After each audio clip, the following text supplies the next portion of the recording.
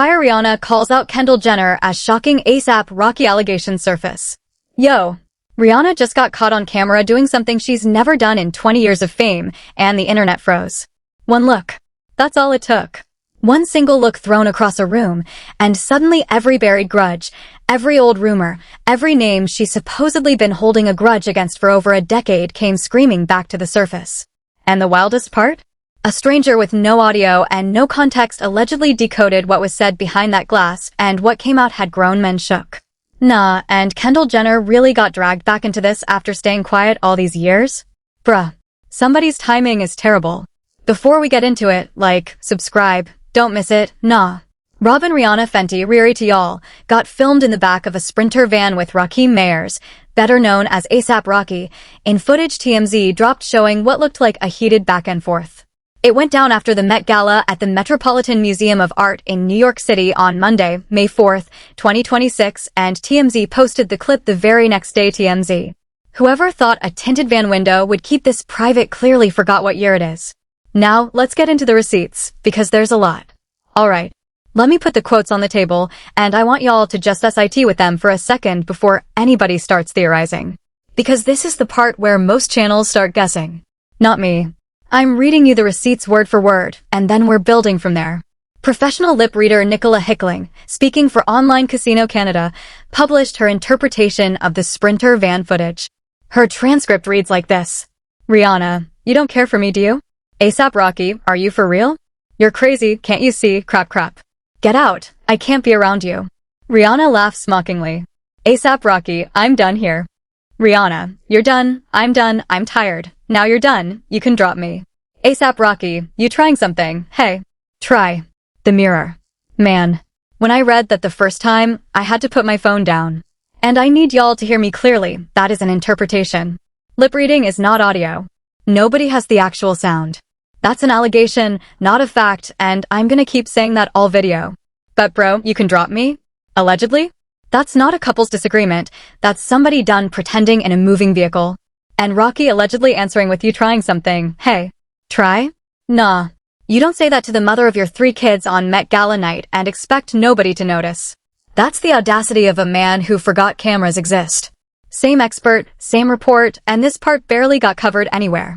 On Rihanna, Rihanna is the one asking the questions, her eyes fixed on Rocky with determined focus.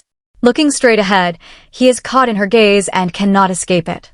This direct eye contact is fearless, suggesting she is challenging him to answer. And then it got deeper. Rihanna's chin is jutting forward, a gesture often associated with pride. It is possible that Rocky has hurt her pride, and that this is the subject of the discussion. She is not smiling at all, which suggests she is not interested in humor or deflection. She wants direct answers. The mirror. Yo, she wants direct answers is a sentence. Phew. And on Rocky, from the same red, Rocky's eyebrows are raised into a triangular shape, communicating distress. This appears to be an argument he does not want to have. After unsuccessfully appealing to her empathy, he appears to look for a way to compose himself. The head turn acts as a blocking gesture, giving him a brief respite from the intensity of the situation and allowing him a degree of psychological privacy. His discomfort is further evidenced by the way he fidgets with his clothing. Their interaction appears confrontational. Bro was fidgeting with his clothes. In a custom suit. On the biggest fashion night of the year. Nah, you can't tell me that's a man having a relaxing evening. Because before the van, there was the room. And a clip went viral of Rihanna appearing to shoot a look while Rocky was chatting with a group that included Swarovski creative director Giovanna Engelbert, EJE, and Tyla Cosmopolitan. Tyla went on TikTok herself and said, you know, I met Rihanna, but I think she was occupied cause. I went up to her. I was like, oh hey, and she was like, my baby daddy's calling me. And then she left, and I was like, oh, maybe she was busy. So I don't know. I felt awkward. I don't know how to say hi if I feel like someone's busy. My baby daddy's calling me. Hold on.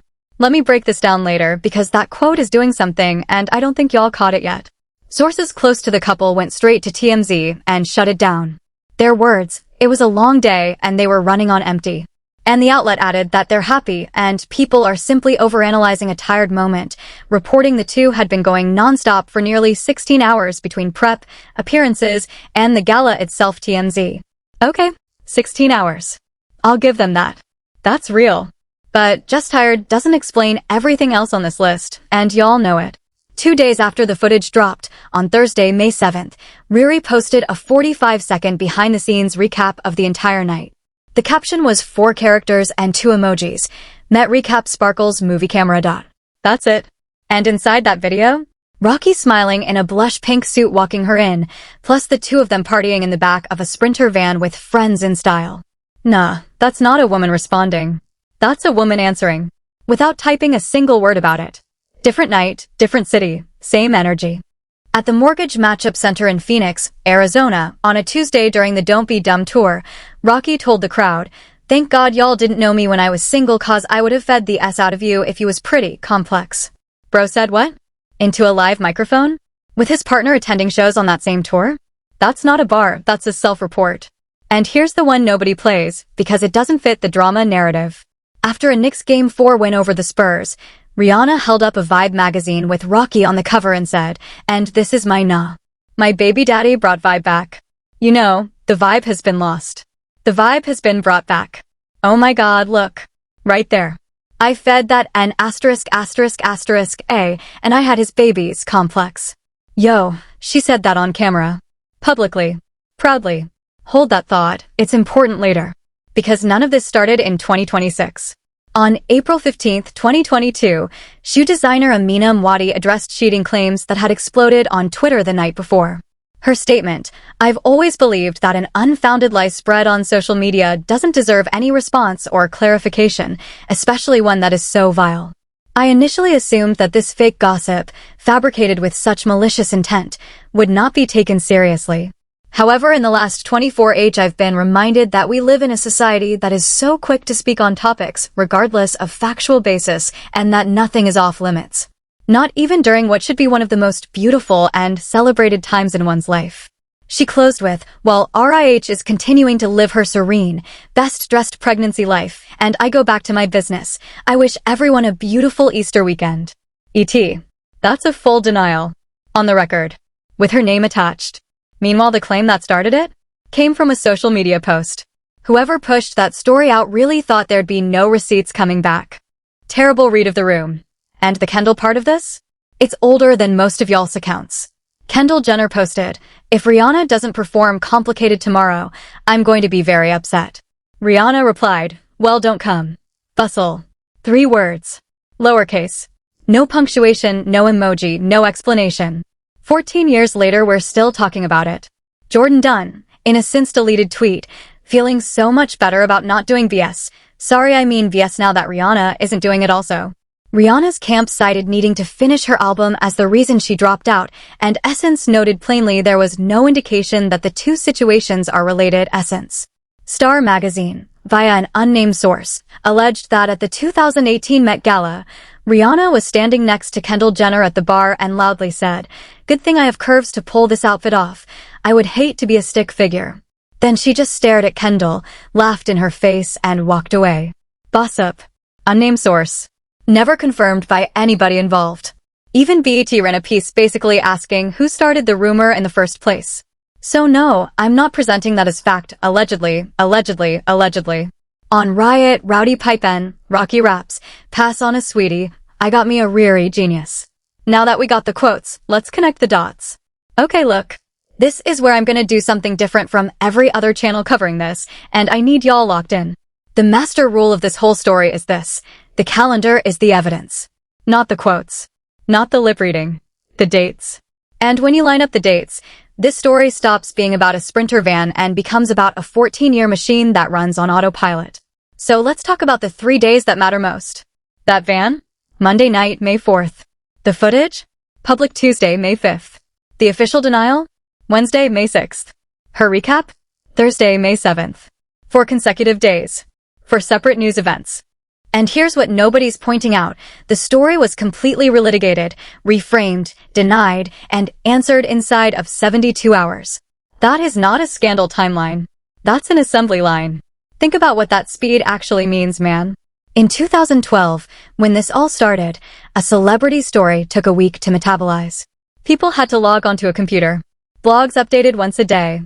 Now, The gap between photographer catches something and expert publishes interpretation and source close to the couple responds and the principal posts her own footage is shorter than a work week. And the order matters more than the content. The denial landed on the 6th before her recap on the 7th. So by the time she posted, the narrative had already been officially disputed. Her video wasn't the first response. It was the closing statement. She let the paperwork go first and then walked in last. That's not a woman being sloppy. That's sequencing. Now here's the number that reframes everything and almost nobody sat with it. 16 hours of non-stop activity before that footage. 16. Y'all, think about your own worst day. Think about hour 14 of anything. Now add couture. Add a corset-adjacent gown with stones sewn into it. Add gold literally woven into your hair. Add a stylist team, a photographer wall, and a room full of people who all want 30 seconds of you. Any human being on Earth at hour 16 of that is short with the person next to them. That's not a relationship diagnosis. That's biology. But here's the flip side, and this is why the story didn't die. Exhaustion explains tone. It does not explain a pattern. And what we're dealing with here is a pattern that predates the tiredness by 14 years. Check this. In 2012, the trigger was a post about a concert. In 2026, the trigger was a video of a van. Both times, the actual event was tiny. Both times, the reaction was enormous. Both times, the party with the least involvement, Kendall, ended up as the headline. And in 14 years, the mechanism has never once changed. Something small happens in public, the internet fills the gap, and old material gets recycled as new evidence. Now check where each thing happened, because that's the part that gives it away. 2012? Text. Public reply, everybody could read it, no ambiguity. 2015? Text again, a tweet, which then got deleted. Meaning even in 2015, somebody understood the receipt problem. 2018? No text at all. An unnamed source describing a scene to a magazine. Zero primary evidence. 2026? Video with no audio. Which is the worst possible format because video feels like proof while carrying none of the information that actually matters. You see the degradation? Over 14 years, this story has gotten louder while the evidence has gotten weaker. That's the whole thing right there. That's the entire case in 4 data points. The business context. And here's the layer that makes the 2022 chapter different from everything else in this timeline. Amina Mwadi wasn't a stranger. She had worked with Fenty. Her designs were in Rihanna's orbit. And she'd known Rocky for years. That's why that particular rumor moved at the speed it did. It wasn't 3 unrelated names. It was 3 names already inside the same building. When a story involves people who genuinely work together, it gets an automatic credibility boost it hasn't earned. The proximity does the persuading. And whoever pushed that one out did it during a pregnancy. Phew. That's when you know somebody wasn't thinking about consequences at all. The tour timing. And the Phoenix moment? Sits inside the Don't Be Dumb tour, the same tour Rihanna showed up to support, including opening night. So the room where that comment happened was, in context, a room she was publicly backing. Any artist with real advisors would have clocked that a live mic on a tour your partner is publicly supporting is not the place for a monologue about your single years. But here we are. But here's where it gets even more interesting.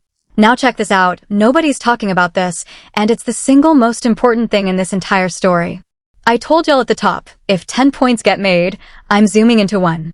So here it is. Forget the van. Forget the lip reading. Forget Kendall for 60 seconds. I want to talk about 4 words. My baby daddy's calling me. That's it. That's the whole forensic case. 4 words, reported by Tyla herself, about her own interaction. Not a lip reader. Not an unnamed source. Not a blog. The person who was standing there told the story in her own mouth. And every single person covering the story flew right past it to get to the drama. Why those 4 words demolish the entire narrative? Let's go word by word, because this is where it gets crazy. She didn't say my man. She didn't say my boyfriend. She didn't say Rocky. She said my baby daddy. Now think about what that phrase does. It's not a romantic title, it's a structural one. Boyfriend is a status that can change by Friday. Baby daddy is permanent. It's biological. It's paperwork. It's 3 kids. You cannot break up out of baby daddy. There's no version of tomorrow where that title expires. So the exact moment the internet says she's icing him out? The phrase she reaches for is the one that describes the most permanent possible bond between 2 human beings. Not the fragile one. The unbreakable one. Bruh. That's not a woman with one foot out the door. That's a woman announcing the foundation. Now the verb. Calling. Present tense. Active. Right now, in this moment, he is reaching for me. Not, I need to find him. Not, I gotta go check on him. He is calling me. She's the one being sought after in that sentence. She positioned herself in a single casual phrase to a stranger as the person being pursued, while the story going around was that she was the one being neglected. That's a flex so subtle it flew over the entire internet's head. And the function of the sentence. Here's the part that made me sit back. That phrase was used as an exit. She said it and she left. It was the reason she gave for walking away from a conversation. So she didn't just use him as a title, she used him as a legitimate excuse to leave a room. You don't do that with somebody you're at war with, man. You don't cite the person you're furious at as your reason for exiting. When you're actually done with somebody, they don't get to be your alibi. And Tyla's own read of the moment? She said she felt awkward and figured Riri was just busy. The person who was actually there walked away thinking, oh, she was occupied. Not, oh, she was upset. The eyewitness testimony contradicts the internet's entire interpretation. If anybody covering this story had half a beat of patience, they would have caught this before building 14 years of theories on top of a video with no sound. That's embarrassing. Layer 2. One word from the lip read. Alright, second zoom. Same energy, one word. Out of that entire alleged fan transcript, one word has been quoted 1,000 times and understood 0 times. Drop. Now think about it. Not leave. Not we're done. Not get out my house. Drop. Drop me is a logistics word. It's a word about a vehicle. It's what you say about a ride, a destination, a curb. It's the language of somebody who is annoyed about the current moment, the current seat, the current traffic, the current 16th hour, not somebody ending a life together. If you're actually finishing a relationship in the back of a van, drop me isn't in your vocabulary. That's not a breakup word. That's a pullover, I'm walking, I need air word. That's every couple that's ever been in hour 16 of anything together. And remember, allegedly. This is an interpretation of silent footage. But even if you take the interpretation at face value, the word choice describes a bad hour, not a bad relationship. The people who ran with that clip didn't notice that the strongest phrase in their own evidence was about a car ride. That's what happens when you don't read between the lines, you get the headline and miss the meaning. Layer 3. The one word in the 2012 reply. Third zoom. And this one's 14 years old. Well, don't come. Everybody focuses on don't come. Nobody looks at well. That word is doing all the work. Well is a conversational word. It's what you say mid-exchange, casually tossed off. It's the verbal equivalent of a shrug. Strip it out and you get don't come, which reads cold and final. Leave it in and you get something closer to teasing. And the punctuation. No period. No exclamation point. No caps. Lowercase, unpunctuated, 3 words. That is the typing pattern of somebody replying in 2 seconds while doing something else, not somebody composing a statement. 14 years of people treating a lowercase shrug like a declaration of war. And nobody stopped to look at the first word. Layer 4, the lyric, 2 words. Last zoom. On Riot, the line is pass on a sweetie, I got me a Riri. Everybody hears the name drop. I'm interested in 2 words, pass on. That's a declining phrase. Pass on means something was available and got turned down. It's the language of choice, not the language of absence. And then look at the grammar shift in the same breath. I got me a Riri. He moves from a common noun, a sweetie, generic, interchangeable, to a specific, singular, named person. The whole bar is built on a downgrade to upgrade structure. Category versus individual. Option versus decision. Rocky put a choice in a song and people read it as a confession. Nah. Read the grammar.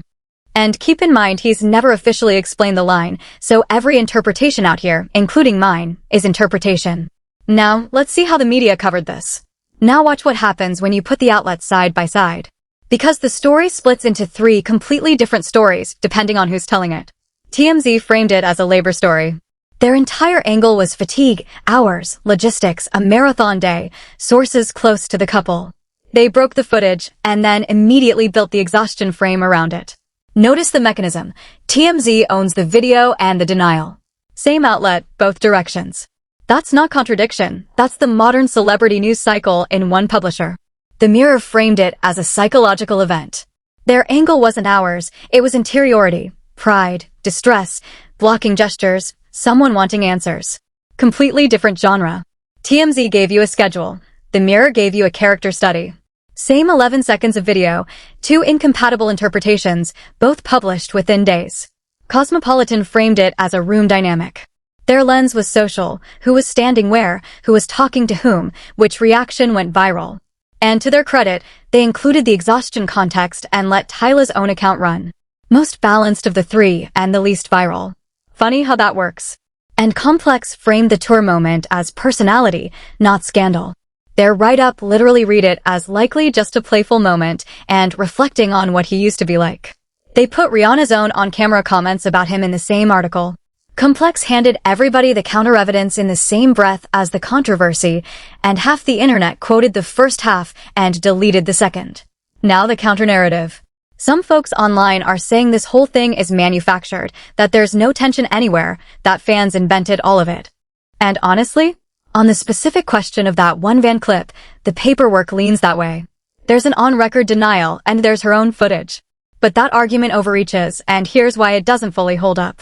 You cannot use "the internet invented it" to explain the Phoenix microphone. That one's a man's own voice, recorded, no interpretation required. And you can't use it to explain a lowercase 3-word reply from 2012 that's still generating headlines in 2026. So the honest verdict is split. The van is thin, but the pattern is real. And to whoever is still running the Kendall angle after all this, you're building a 14-year conspiracy on a magazine claim from an unnamed source that a whole network openly questioned the origin of. That's not analysis. That's fanfiction with a timeline attached. The receipts on that specific claim don't exist, and everybody pushing it knows they don't exist. But here's what nobody is saying. Here's what nobody's talking about, and it's gonna make some people mad. The mainstream version says this is a celebrity relationship story. Two famous people, one bad night, one old grudge, endless drama. That's the frame every outlet is using. Nah. Here's the real story. This isn't a relationship story at all. This is a story about an economy, and Kendall Jenner isn't a participant in it. She's a renewable resource. Let me explain what I mean, because this is the angle mainstream won't touch. The business model of a dead feud. There's a whole industry out here that doesn't need new information. It needs new occasions. And there's a difference. New information is expensive. It requires access, sourcing, verification, risk. New occasions are free, you just wait for a red carpet. So what got built over 14 years is basically an inventory system. A shelf. On that shelf sits a 2012 reply, a 2015 tweet, a 2018 unnamed source claim, a 2016 rumored fling, a 2017 festival sighting. None of it needs to be true. It just needs to be retrievable. And every time a camera catches anything, that shelf gets pulled down and resold as resurfaced. Do you understand how profitable that is? The content costs nothing because it was already produced.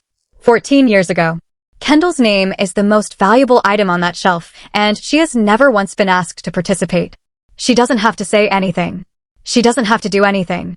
Her silence is actually the feature, not the bug, because a person who never responds can never contradict you. That's the con. Bro, she's not the villain of this story. She's the inventory. And whoever keeps cashing her name out has been running the same play for over a decade with zero new material, which is the laziest hustle in entertainment. Why the silence is being weaponized. And here's the uncomfortable part, because everybody's been framing the silence wrong. The narrative says, they haven't addressed it, so something must be there. Nah, flip it. The silence isn't evidence of tension. The silence is what makes the economy possible. Think about it, man. If any one of them sat down tomorrow and gave a full accounting, every event, every rumor, every timeline, the shelf would be empty. The whole inventory would be worthless overnight. There'd be nothing left to resurface. So the incentive structure out here actively rewards ambiguity. The vaguer it stays, the longer it pays. Which means anybody currently demanding answers is demanding the destruction of the thing they're enjoying, and they don't even realize it. That's the trap the loudest voices in this conversation walked straight into. They think they want the truth. They want the content. And they've been on a 14-year subscription to a story that has never once delivered a confirmed fact. The degradation nobody will admit. Now here's the claim I'll actually defend to the end. The quality of evidence in this story has collapsed while the volume of coverage has exploded, and that's not an accident. It's the business model working exactly as designed. 14 years ago, you needed somebody's actual words to run a story. Then you needed a source who claimed to hear words. Now, you need a video with no sound and somebody willing to guess. Read that again. The bar has dropped from he said it to someone says he said it to here's what his mouth might have been shaped like. And each step down made the content cheaper to produce and easier to volume publish. That's not journalism decaying by accident. That's an industry optimizing. So when people ask me, why does this story never die? It's not because there's some deep unresolved secret. It's because the cost of producing an episode of it keeps dropping. You don't kill a product that gets cheaper to make every year. Anybody still treating a silent clip as a smoking gun isn't investigating anything. They're just the cheapest labor in the supply chain. And the part that'll really upset people. The most quoted piece of evidence in this entire 14-year saga is a claim from an unnamed source in a tabloid that a major network openly questioned the origin of. That's the centerpiece. That's the thing people build their whole opinion on. Meanwhile, the actual on-record material, a full-signed denial from a named designer, an official source statement, an eyewitness account from Tyla's own mouth, and Rihanna's own posted footage, gets a fraction of the reach. That's the tell right there. In this economy, an anonymous claim outperforms a signed statement because the anonymous claim leaves room for you to keep talking. The signed statement ends the conversation. And nobody in the business of engagement wants a conversation to end. Anybody who spent 14 years quoting the unnamed source over the named one didn't get fooled, man. They chose. Because the truth was boring and the rumor paid. And that's the truth they won't tell you. So what happens next? Alright. Let me tell y'all exactly what's coming, and I want you to bookmark this video so you can come back and tell me I was right. Scenario 1, the most likely outcome. She never says the name. Here's what's most likely to happen. Absolutely nothing. And it's gonna be devastating. Watch. There's gonna be another event. Another carpet, another front row, another camera wall. And the whole internet is gonna be watching for one thing, a glance, a flinch, a 2-second reaction. Everybody's gonna be locked in like it's a title fight. And she's gonna walk right through it and post a recap. That's it. That's the whole response. Mark my words, the people running the tension angle are gonna look absolutely lost when the only thing they get to analyze is a well-lit outfit video. They're gonna be out here frame by framing a fit check trying to find a subliminal. That's where this is heading, and it's gonna be embarrassing to watch. And here's why that move is gonna keep working for her. Silence can't be misquoted. You can't fact-check a woman who doesn't participate. Every single time she declines to engage, the people who need her to engage lose their entire product. They're gonna keep screaming into a feed that just posts glam content back at them. Scenario 2, the alternative. Somebody finally talks.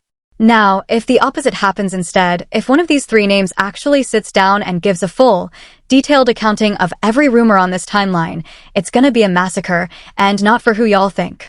Because the second real dates and real answers hit the table, every theory built on a silent video is gonna evaporate on contact. All those channels with the 14-year timeline graphics, they're gonna have to delete a whole content library.